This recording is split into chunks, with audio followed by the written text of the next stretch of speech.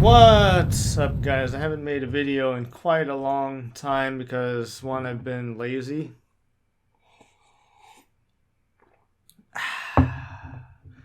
and two, kind of a lot going on, and three, the next part of the whole series is the financial foundation, which is what we're gonna do in this video. We're gonna go over the financial foundation, what it is, and talk a little bit about it.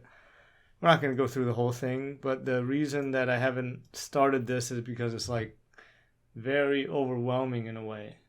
There's a lot to go through in this section, and there's a lot of stuff still that I don't know about the financial foundation, right? I'm not an expert in everything that goes into it, all right?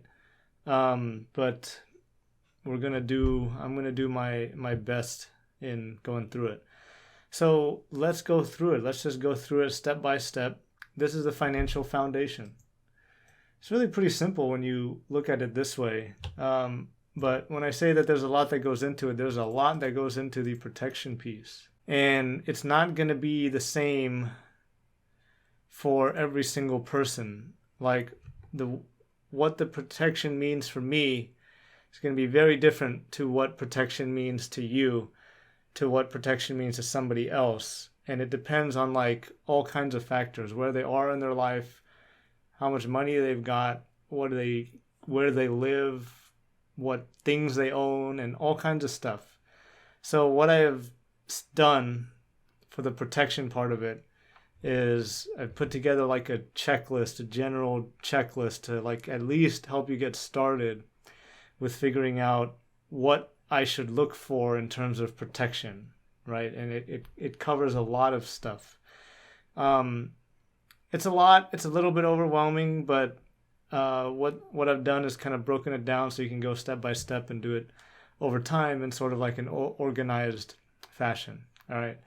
So this is the financial foundation. Protection is here at the very bottom. Then it's debt management, which we have covered in section 3, right? The whole section 3 was about debt management, so we kind of jumped the gun on that one. Savings, this one should really be emergency fund. We're gonna up our emergency fund. Like from the beginning, we did a starter emergency fund, which is like $1,000, $2,000, which was really just there to prevent any unexpected interruptions, one-time things like a car breakdown or I have to pay my deductible, to prevent those things from like interrupting the cash flow machine that we've built. We're going to want to increase that emergency fund to a bigger amount. Anywhere from 3 to 12 months is typically what most people say. There's no real good answer about what that's supposed to be, but we're going to increase the size of it so we have more savings. We have a bigger emergency fund should something happen. And we lump in savings. There's different ways of doing this, but I lump in savings with investment. Because this part up here is really for saving for like things that you want and longer term goals. So saving for retirement would go in there, opening accounts, contributing to the accounts, deciding what to invest in those accounts. If you want to save for a down payment for a house or you want to save for a wedding, that kind of goes into that category right there. And really kind of what ends up happening with a lot of people is that this is what I did actually, they tried to build it from the top down. Like you notice in this whole series, not one time have I talked about what is the best stock to invest in. And that's by design.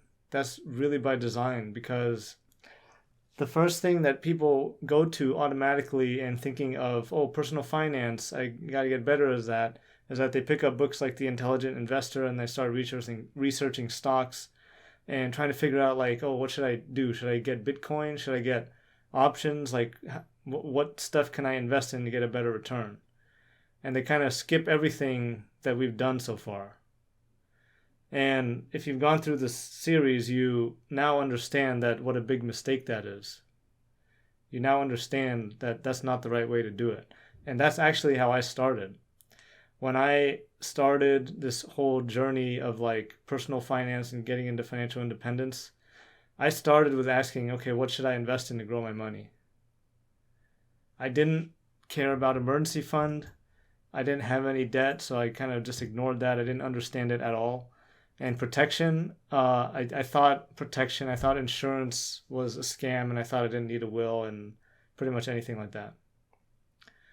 Um, and when you do that, like do it my way, there's plenty of stories where people end up in bad situations because they didn't build this foundation from the bottom up the way that they're supposed to.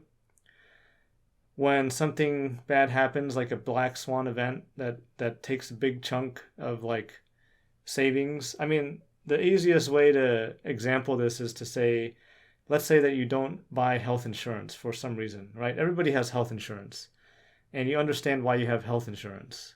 So it's an easy example here. But let's say that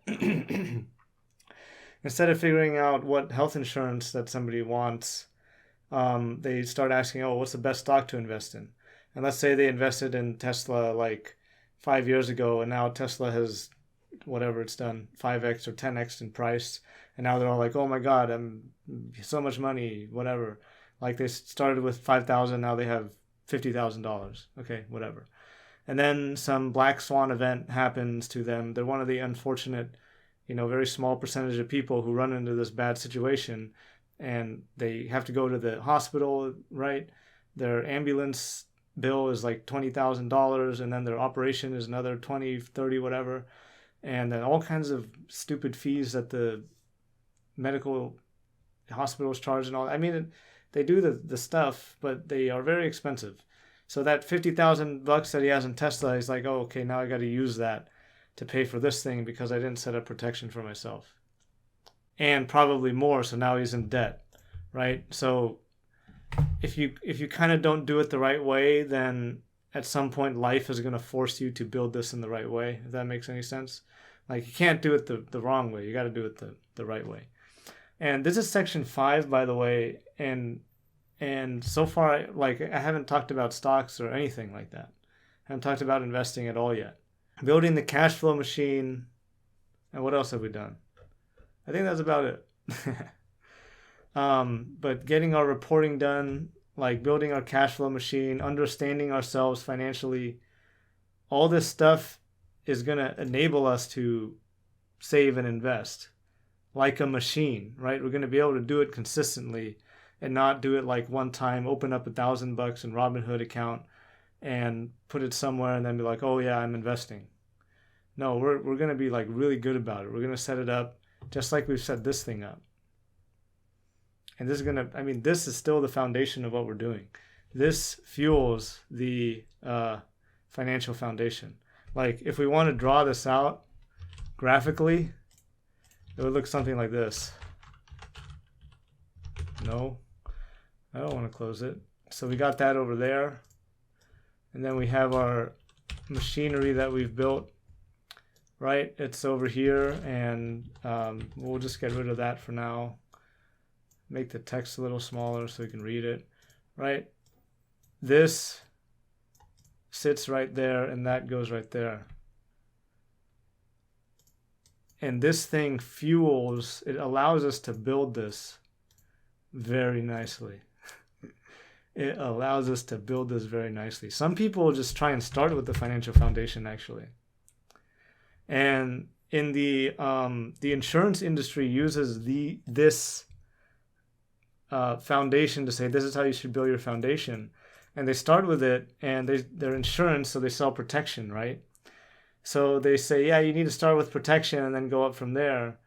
What they do is they basically find out how much insurance you can afford, or not all, but many of them do. And then you get a protection plan, and that's it. It stops right there. But that's not, I mean, just building protection is not going to do anything, because you also need to do these things. Like you can perpetually protect yourself until you die, but that's not gonna be like a good life or sustainable life, right? You're always going to be living in some sort of fear of, well, what if this happens? You're never going to be able to self-insure or whatever. But anyway, that's what we're going to do. We're going to focus on this pyramid type thing. Blocks on top of each other. Rectangles stacked on top of rectangles. And we're going to go from the bottom up, starting with protection onto debt management, which is kind of already done. Make a bigger emergency fund. That's going to be very easy, actually. Super easy. And then savings and investment, which is like a whole can of worms in itself. There's so much to do in that section. So I don't know, maybe I'll do something very vague, like general, like in general, or maybe I'll just show you what I do. That's an idea. Maybe I'll just show you what I do and why I do it. And if you like the philosophy, you can copy it. If you want to do something different, then you can do that, whatever. That's probably what I'm going to do, actually.